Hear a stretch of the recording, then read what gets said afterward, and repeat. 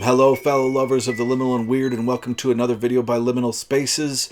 Today we are going to be talking about Fritz Leiber's first novel, Conjure Wife, which wasn't released as a novel until 1953, but actually was first came out in 1943, 10 years before it was released as a novel. We'll get into that as we talk about the publication history of this book. But first, I want to just give a really quick, non-spoiler synopsis. So this book is about Norman Saylor, who's an ethnologist, and his unique field of study is in superstitions, old superstitions and old magic styles of different cultures.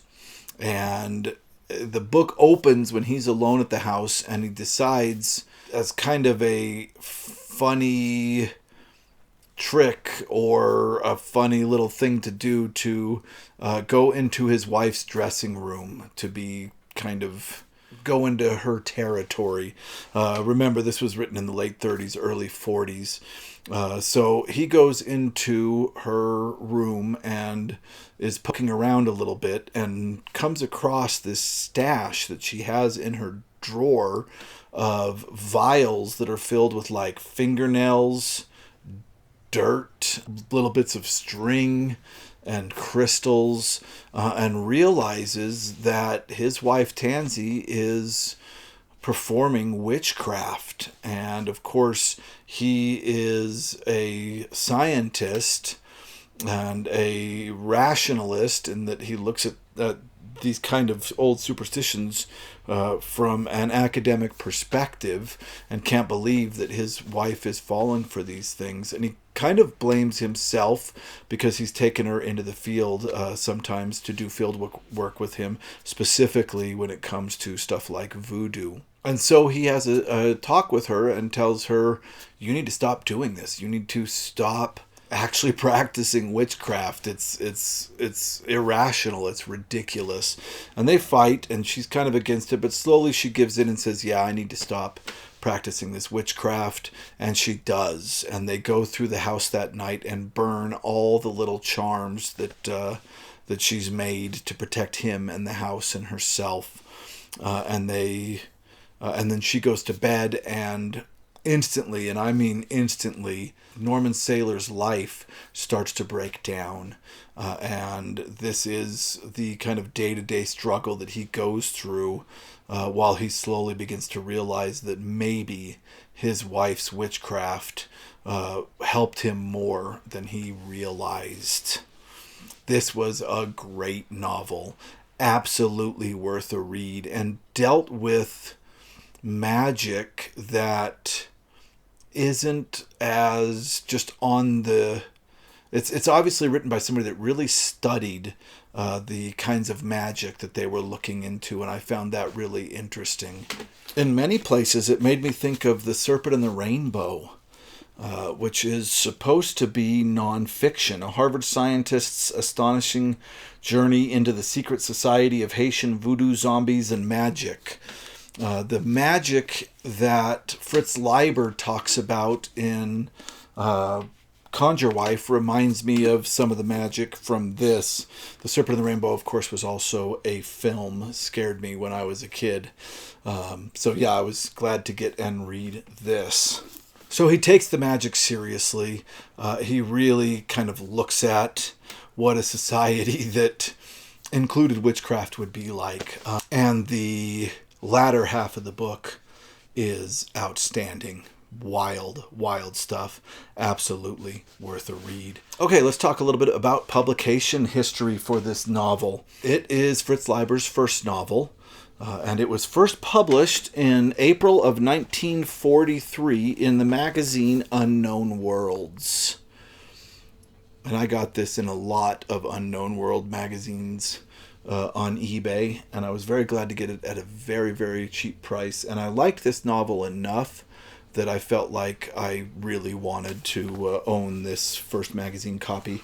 And it's basically the first 75 pages of Unknown Worlds, which is huge. It's more than half of the magazine. It's illustrated by Kramer, is all it says here. Illustrated by Kramer. And I'll hold up the coolest picture in here. And then I'll save the rest of the pictures in here for when I'm going through my deep dive. But look at that thing. If I can't find a copy of this on the internet, I'll take a picture of it and put the picture up here. Really, really cool drawings by Kramer. So after this, it actually did well. They made a movie. It came out 1 year after, in 1944, called Weird Woman. And I've never seen this movie, but it came out right after the novel was released in Unknown Worlds. But it's interesting because it didn't have a movie tie-in publication. This was still the only publication of it. Sorry about the change in light. It's getting darker out here. And it's been a pretty stormy day in the desert, actually. So we left off when my camera died in 1952. Twain Publishers released a revised and expanded edition of the novel in their anthology called Witches 3. The next year, it was first released as a hardback novel. 10 years after it was first released in this magazine. So quite a long time for that. And then after that, it's been printed in many paperback editions.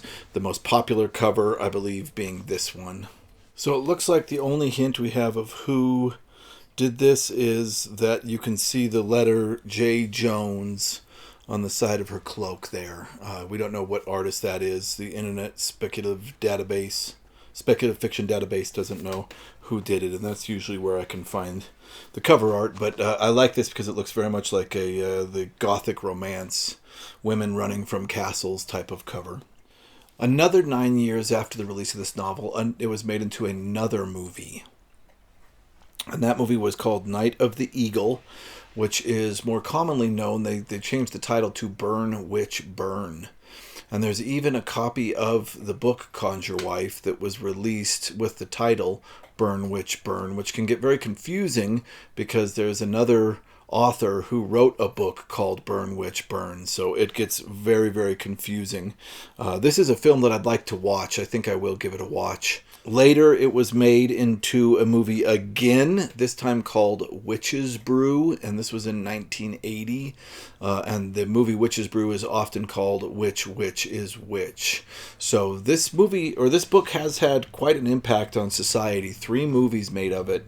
It won the 8th Annual Miss Anne Radcliffe Award, and in 2019... it was retroactively given the Hugo for Best Novel.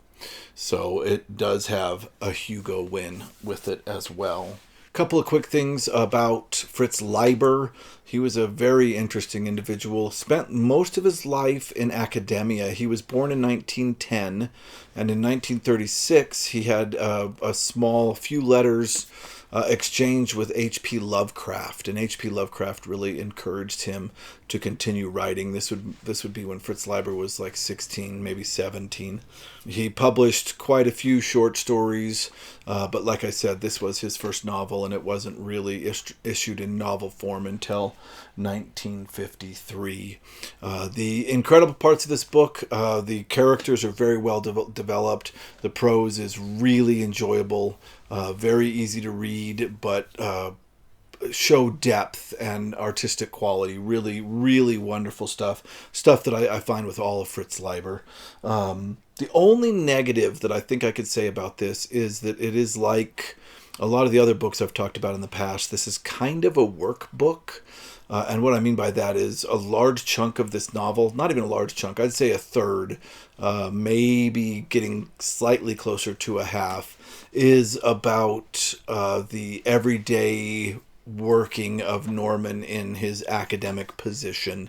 And I've talked about a couple of books like these on the channel that I don't really get along very well with. I know Paprika, I talked about the first half of the novel, which is not covered in the anime, is a workplace drama, and I had a really hard time getting through that.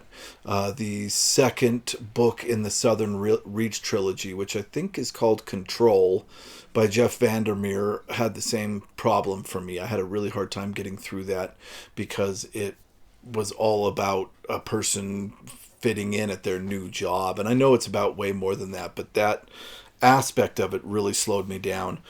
This one, I actually really enjoyed the workplace stuff, which has kind of showed me that if you have a tendency, well, for me specifically, because I work in academia, and this is a book about a person working in academia, I actually really enjoyed the kind of everyday working politics, workplace politics, just because I feel like I have kind of a connection with it working in academia myself.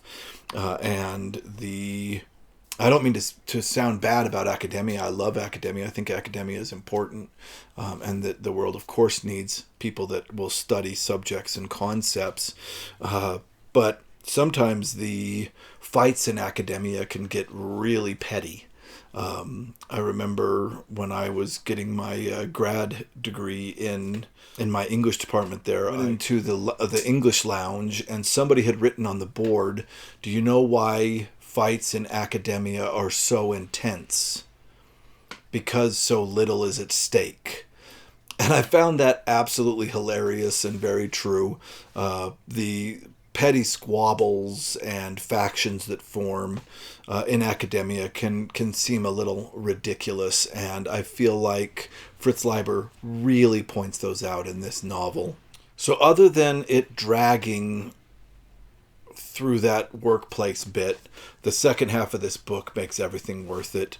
The realism of the magic, the intense scariness of what happens to these people is absolutely incredible, and there will be parts that will really shock you. Really wonderful read that I highly recommend. So, if you have a copy of Fritz Leiber's Conjure Wife, I highly recommend you give it a read. If you watched this to the end, thank you very much. If you liked it, please click like, and make sure to click that notification bell so that you see when I put up new videos. If you like this kind of content, please click subscribe, because I'll be making a lot more of it in the future. And thank you so much for watching.